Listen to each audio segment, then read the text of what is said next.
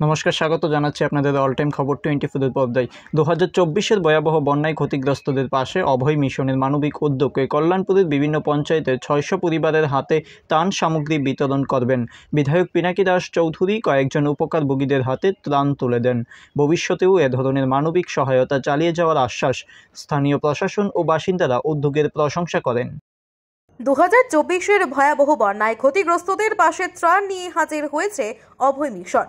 প্রসঙ্গত, গত বছর কল্যাণপুরের বিভিন্ন পঞ্চায়েত এলাকায় ক্ষতিগ্রস্ত সাধারণ মানুষদের ত্রাণ সামগ্রী বিলি করতে এসেছে অভয় মিশন। এই কর্মসূচির মাধ্যমে 600 ক্ষতিগ্রস্ত পরিবারের হাতে ত্রাণ সামগ্রী তুলে দেওয়া হয়। অনুষ্ঠানের শুরুতে কল্যাণপুর প্রমোদনগর বিধানসভা কেন্দ্রের বিধায়ক পিনাকি দাস চৌধুরী কয়েকজন উপকারভোগীর হাতে ত্রাণ সামগ্রী তুলে দেন।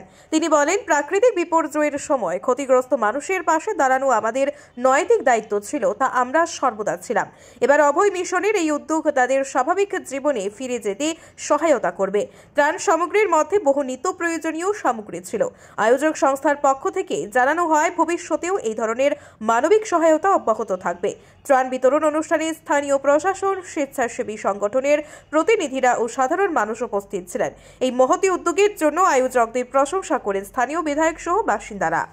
ইতিমধ্যে জানেন, বিগত কিছুদিন আগে যে ত্রিপুরা রাজ্যে ভয়াবহ বন্যা ফ্লাড হয়েছিল, সেই ফ্লাডের কারণে আমাদের সরকারের পক্ষ থেকে তো বিভিন্ন সময় বিভিন্ন ধরনের সাহায্য সহযোগিতা, বিভিন্ন বেনিফিশিয়ারিদের টাকা, শিবির, সমস্ত কিছু সুযোগ সুবিধা দেওয়া হয়েছে। তারপর ভারতবর্ষের বিভিন্ন এনজিও বিভিন্ন সময় এসেছেন এবং পঞ্চায়েত, ব্লক সকলের সহযোগিতা, যারা ক্যাম্পে ছিলেন, শিবিরে ছিলেন, তাদেরকে সহযোগিতা করেছে।